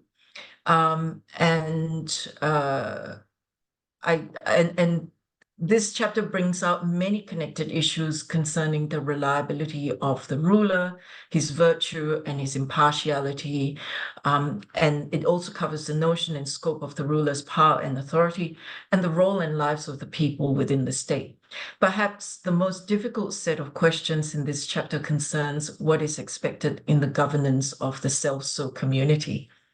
At the center of this matter is a question: to what extent can Taoist government be collectivist if it is not to intrude into the personal Taos of the people? And I think that is a terribly difficult question. In the book, we have Chris uses phrases such as the ruler's non-interference in people's lives, and that's on page 89.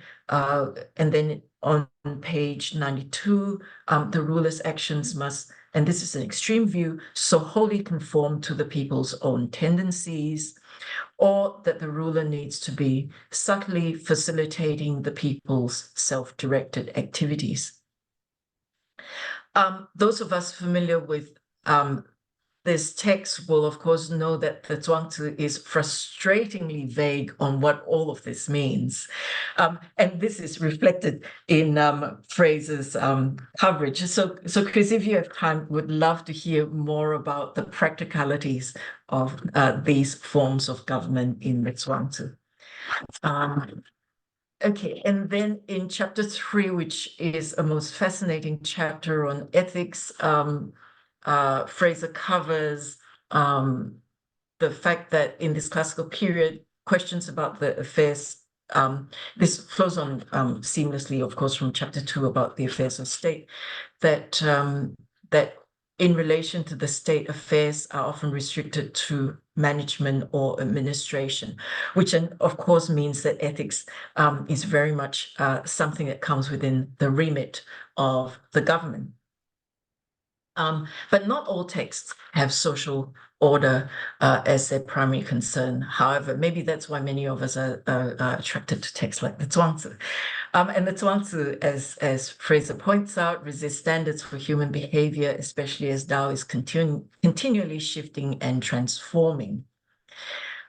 Those familiar with Fraser's work will know that questions about Tao in the Zhuangzi, specifically in relation to ethics, is one subject in which he leads the field. Here, Chris proposes that because Tao is continually shifting and because the aim of action is to do what is fitting, and this is a quote from 127, Zhuangist thinkers tend to conceptualize action through the model of skills. And I've been greatly fascinated, Chris, you've written on skills, of course, and I've been greatly fascinated by this idea of the connection between Tao and skill. And the book itself discusses how Tao is different from skill because because skills have ends.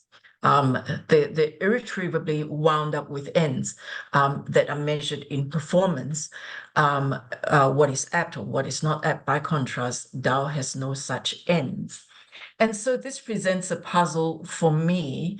And this is a second question I have. If Tao is not skill, but perhaps we can say that Tao is partly comprised by skill performances. In fact, I tend to think if you're talking about the Zhuangzi, when you talk about Tao, skill surely is part of Tao performance. So if Tao is not skill, but is partly comprised by skillful performances, what more is Tao than skill? What is that, or what are those additional elements? And there is a clue in the book, perhaps it is perhaps it is virtue. And in this discussion, then Chris takes us to the idea of the inner virtue topic, which is interesting, but again, of course, that is notoriously vague as well. So this is in the, is it, I think it's in, Chris, you say it's in the primitivist discourse, if I've got that correctly. And if that's the case, and if nurturing our inward health is becomes the normative guide for ethics, can ethics rest on such a vague conception of inner health? It's not unlike well-being. There are 1,000,001 conceptions of well-being. So if it's such a smorgasbord, how can this enlighten? How can this be action guiding? The final issue, there's one issue, and this is more a comment in relation to this chapter on ethics, is its lack of focus on the place and roles of women. If this matter is to be covered, this chapter would, of course, be its natural home. I'm well aware that women are not key players, to say the least, in these late classical texts. However, it would be important to note this lacunae, for instance, if not also perhaps to just dig a little bit into the text, seeking to understand its implications for women. So when you talk about role ethics, for instance, there are no mention of specific roles for women, but one can surmise possibly from husbandly roles or fatherly roles about what's in there for women. I think it's worth mentioning at the very least that the silence of these texts on what ethics means for women is just deafening. Chapter 4 on cultivation, of course, continues logically and seamlessly from the investigation on ethics.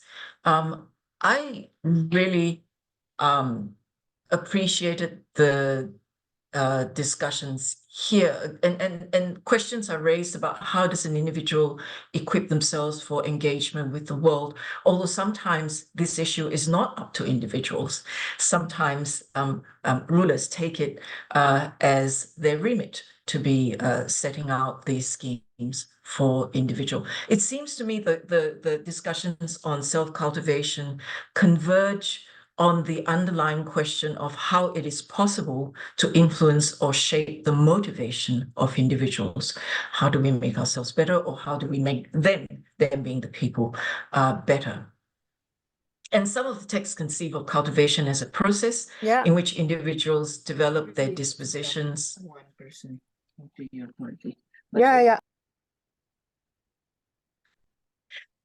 Some of the texts conceive of cultivation as a process in which individuals develop their dispositions of capacities according to programs set out by the ruler. By contrast, in some other texts, cultivation is more a self-directed process. And there is one particular view of cultivation that involves greater control by individuals. And I find this discussion of stillness discourse extremely inspiring. Fraser offers a fine-grained analysis of views in the Zhuangzi, Shicunqiu, and Guanzi as examples of stillness discourse, and highlighting their shared feature, which takes Tian as a guide. So that kind of stands midpoint. It's not really the self taking things into their control in relation to their self-cultivation. It's not quite the ruler either, but the Tian serves as a sort of a normative guide. And so that was fascinating. There is more on cultivation this chapter brings out. And here I have a question about the terminology, and that considers the word psychology, but more specifically, the effectiveness of using the phrase moral psychology. So I understand, Chris, that you use moral psychology in relation to the Zhuangzi, which is what we see from time to time in the discussion. Xianzhe. We see from time to time, actually quite frequently, when Xianzhe on cultivation is discussed. But I think sometimes at one point anyway, you use it generally to characterize the late classical Chinese thought. On page 134, I think that is one instance. So I'm a bit confused about this notion of psychology, because or the use of psychology to illuminate cultivation, because in one sense, as you present in your chapter, cultivation is so multifactorial and fascinating and anthropological in these late classical texts. And it seems that to talk about it in terms of psychology just greatly reduces what cultivation might be all about. And then at one point too, in the chapter, there is a contrast between these Chinese texts with what is Kantian, with a clear distinction that these are not Kantian. And the one of the criteria is, I quote from page 138, that these Chinese texts don't consider, and this is the quote, the psychology and conduct of the morally competent individual. And if they don't, then is there some sort of contradiction between saying, well, on the one hand, they don't consider the psychology of the morally competent individual. On the other hand, they do talk about moral psychology. So I'm a little bit puzzled by that. I also think, of course, that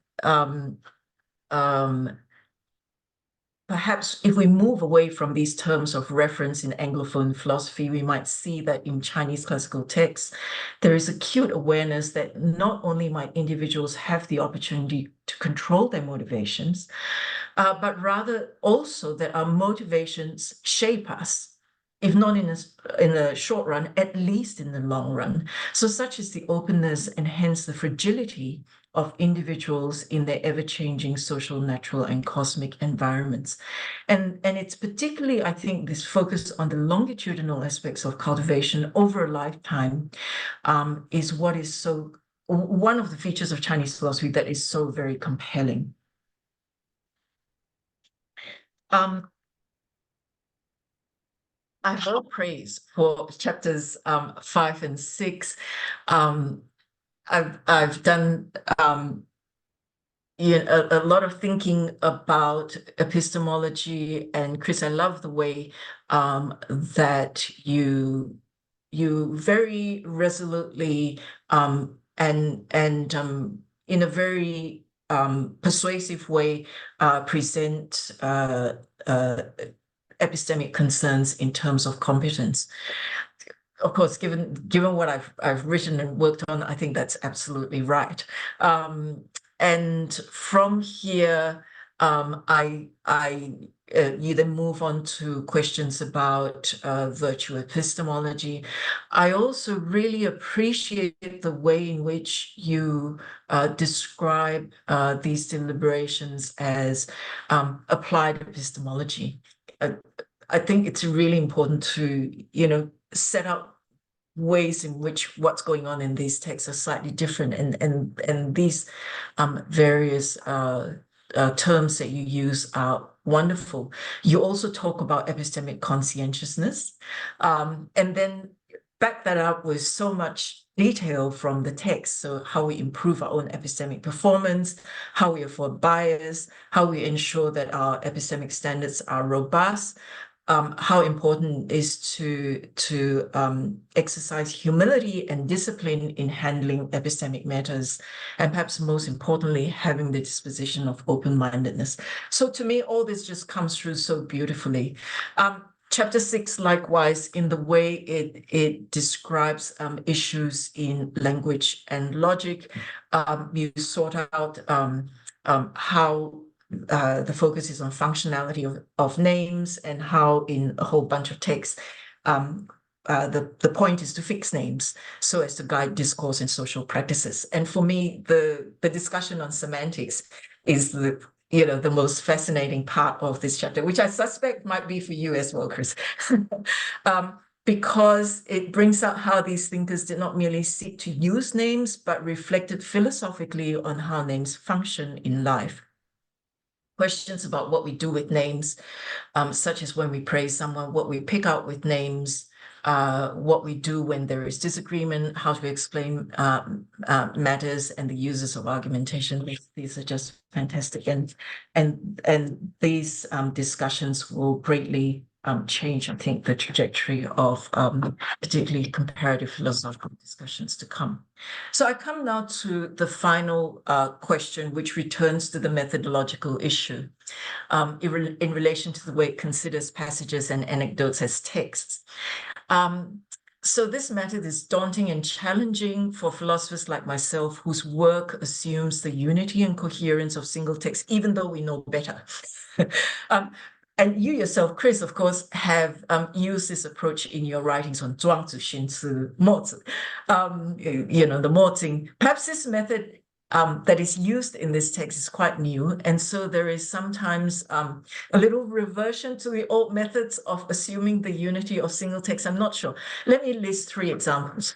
So in the discussion of the Mozing on page 120, Chris, you note that chapter 44, which is a criticism of drawing on Tianyi, heaven's intention, as a standard, that chapter is corrupt. So my question is, if all passages are equally texts, how do we work out which ones are corrupt and which legitimate? Is this distinction made on the basis of authorship or something else. And to say it is made on the basis of authorship runs into problems. I guess maybe it's a dating issue. Secondly, at the same place, Xianzhe is identified as having a basic value, which is good order. And this is a feature indeed of the Xianzhe body of texts. And so this perhaps maybe runs against, Chris, your earlier advice in not expecting that there is a single and identifiable authorial intention of what are basically collections of texts. So Xianzhe has a basic value, which is good order, as you say there. And then third, Chris, you've got the different text collections in time where you set out arguments about which would have responded to which others. And here you say, well, not looking at the Mengzi, it's first written around the late 4th century BCE, could have been developed by later followers. And, you know, I don't have any quibbles with it at all.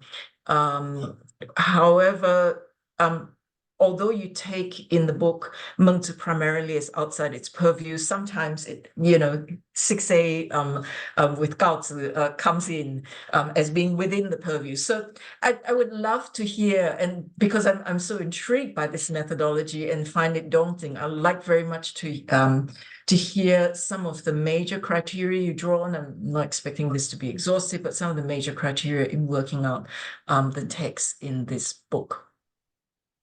Let me close. One interesting detail I learned from this book is that the Lu Shi Chunqiu advises against, and here I quote from page 110, lack of physical activity, overindulgence in unhealthy food and wine, and infatuation with women and music, all of which are potentially harmful to life or health. End of quote. How could a book that considers claims that are both so current and so sexist fail to spark our interest? I wish to congratulate Chris on the wonderful book, which is firmly grounded on the basis of the influential work he has done over the years, and which also greatly expands on that. There are many insights, not a few of them novel ones, that will change the direction of debates. There are also deeper forays into existing debates generated by the conversation he fluently creates between the texts, as well as an exciting new methodological approach. I have little doubt this book will be an influential one for years to come, both in the way it highlights what's unique in this late classical period, as well as in its methods of analysis. It will be invaluable, especially for readers seeking through thematic parallels to better understand the convergences and differences between Chinese and Anglophone philosophy. Thank you, Chris.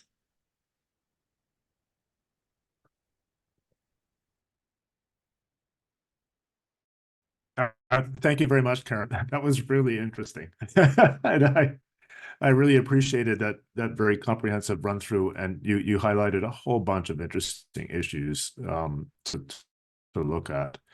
So let me very quickly mention one or two, and then we're going to run out of time, and it would be great to leave at least some time for audience questions, right?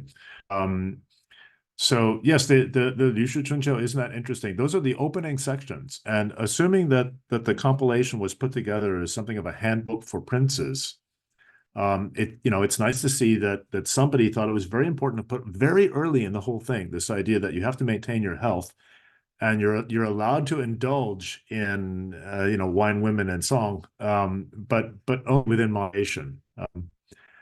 That part. I'm not thinking that's so heavily sexist, but going back to your earlier concern, I don't know if I have a footnote in there. I mean, usually I always put a footnote in something saying the text systematically neglect the roles of women, and there isn't. This is very frustrating because we want to look more at these roles and we want to reconstruct them. We have very limited sources with which to do so.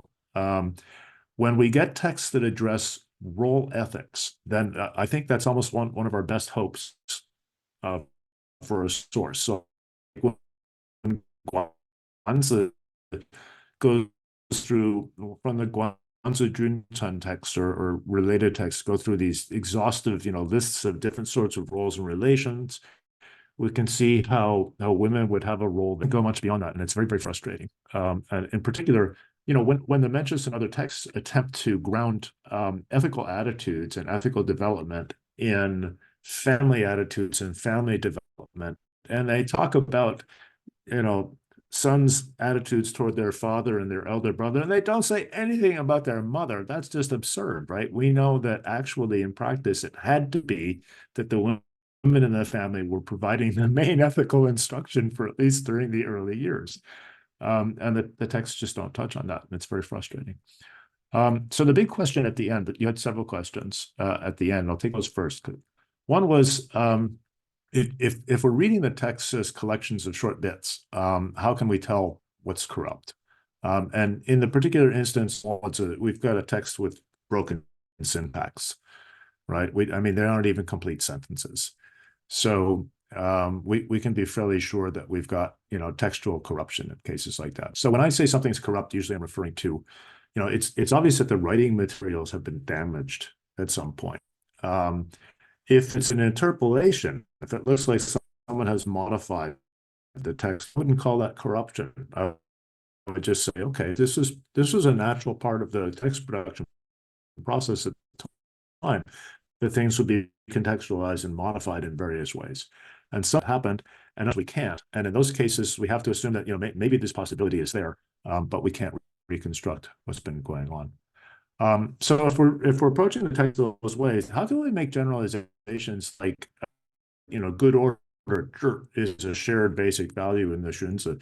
And I would say just by induction, I mean, many parts of the text mention it. So we can make this sort of generalization. If it turned out that, that it showed up now and then, but they didn't talk about it all that much, then I would say, okay, let's rephrase the generalization to say it's a prominent theme, but not universal across the different parts of the text. In terms of an approach to these composite texts, my view is that each one of the early collections has a different story. And so there's actually a different approach applicable for each one of them. And it's very difficult to make generalizations. So, I mean, it's obvious that Guanzi is a library, basically, written, with contributions by people with very different doctrinal orientations. And, so we can develop one sort of story to guide our approach to the Guanzi. Now, what about Xianzhe? I mean, if you're like me, I look at Xianzhe and I don't necessarily ask myself whether or not most of it is from the hand of Xun Kuang, but it looks like most of it was produced during the lifetime of that man and has a roughly consistent orientation, even though there may be disagreements in detail. And so we're going to acknowledge that and approach it a little bit differently from Guanzi, for instance. In Xianzhe's case, you can imagine very much of it being produced by students. If it's not produced by him, it's produced by students, and he put his chop on it when it was done or something. And then in Mozi, we get a totally different story.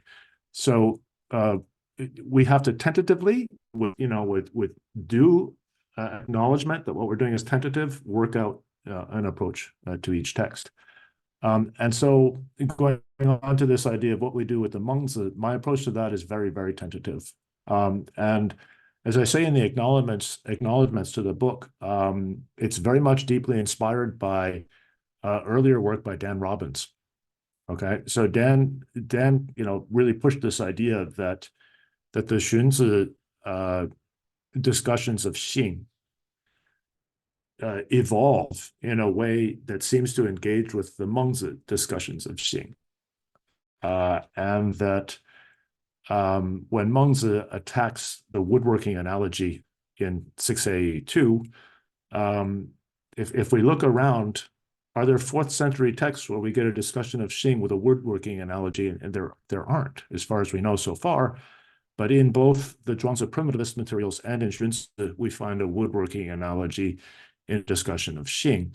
And so the very tentative proposal is to say, look, is the Mengzi addressing that? And perhaps it is. It's at least a plausible hypothesis to offer.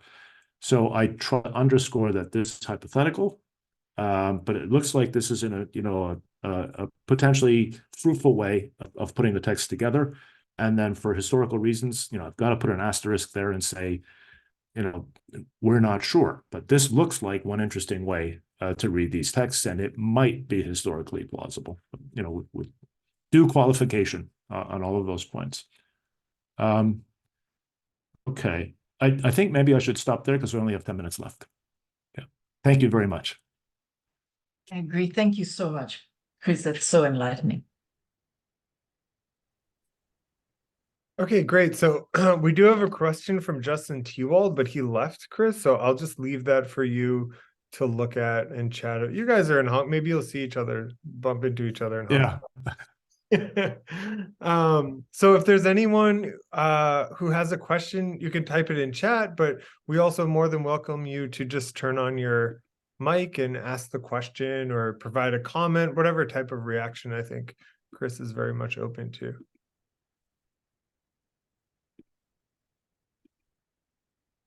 Okay. Okay, I have a question. Go ahead. Okay. Okay. Hello. My name is Xianzhe. I'm studying at East China Normal University. Thank you for your lecture. And I have a question. In your book, you view Xianzhe ethics as a form of role ethics, and you also mentioned that Xianzhe cares about moral norms. I agree with that. But in today's era dominated by liberalism, there is often tension between the individual values and community life. It's difficult to bridge the gap between the self and others, and between the individual and the group. Virtual ethics faces modern challenges due to its difficulty in forming a unified moral self.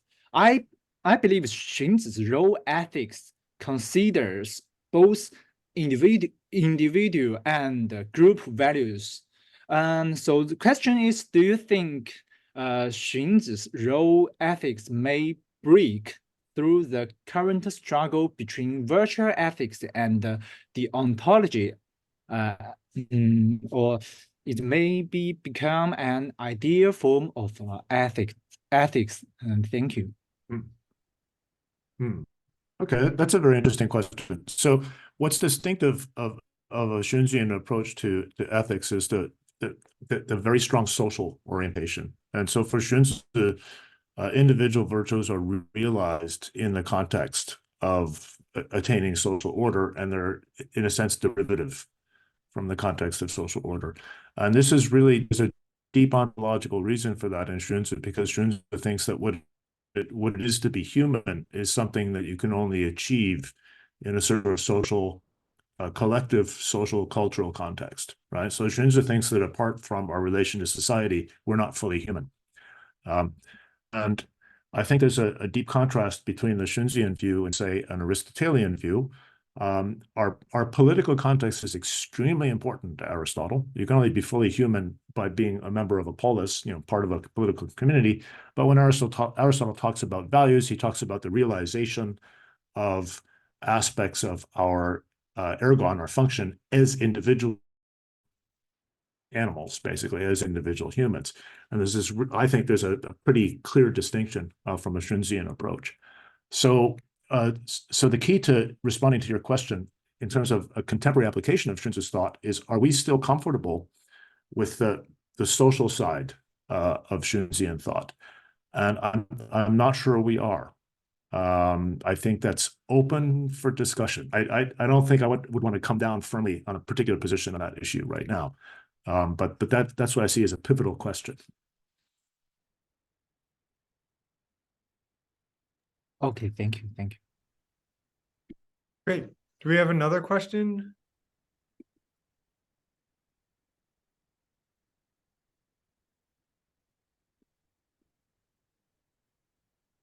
I'll ask a question if there's nobody else in the queue.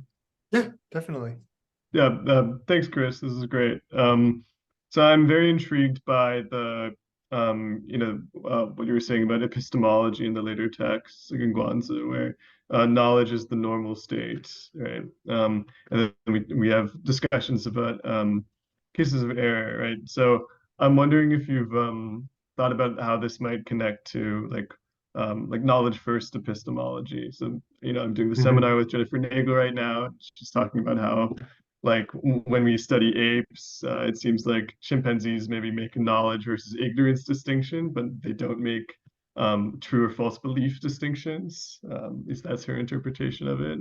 And so there might be some evidence there that kind of knowledge is the primitive concept rather than belief. And that, so this discussion of the early Chinese materials of how knowledge can go wrong, and knowledge and a lack of knowledge being the main contrast might Main be issue. have interesting contemporary applications. Thanks. Yeah, I don't have that much to say about it, except to say I think it's a very interesting research direction to take up. So the overall applications of some of the Chinese, positions, or at least orientations toward epistemic questions seem to me, or epistemological questions, seem to me really, really fascinating. And I personally haven't had enough time yet to really look into them.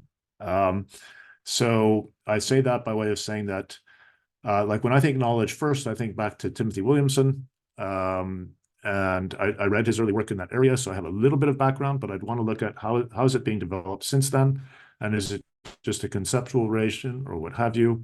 When I was a student, epistemology was almost always approached by way of internalism, and since then externalism I think has become a more dominant position to take. So in the Chinese text, the externalist stance, I think, is taken as virtually obvious. Pretty much just everybody picks that up as their starting point. And so in terms of conceptual relations, are they explaining the mental attitude by which you might go wrong, backed by reference to getting it right? I would say I'm not sure. They might be coeval. They might conceptually emerge at the same time. But there's no conception of sort of working our way up to knowledge by having lesser states first.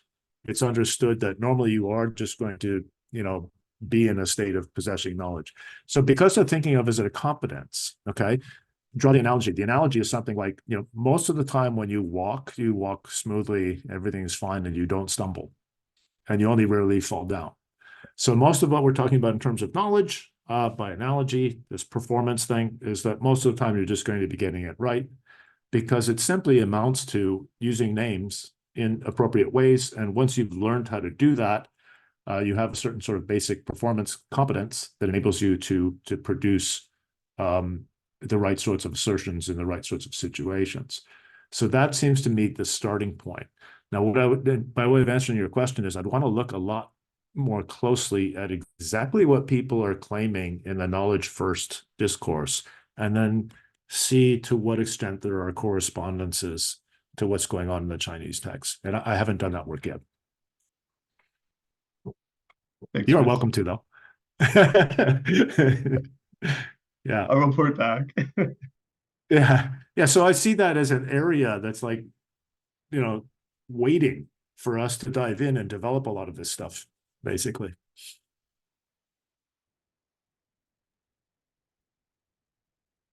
All right, I want to thank everyone once again. And Chris, I want to thank you especially, not just for giving the talk, but for helping me keep the time so well, because you really made my job easy. So, yeah, again, though, but thanks everyone, seriously. And we have 2 events also next week. So you can check the calendar, or you can send me an email if you'd like to be on the email list. Thank you very much. This recording will be up on YouTube in about a few days. So thanks again, everyone. Thank you. Bye-bye. Thank you very much, everybody. Thank you. Cool. Thank you.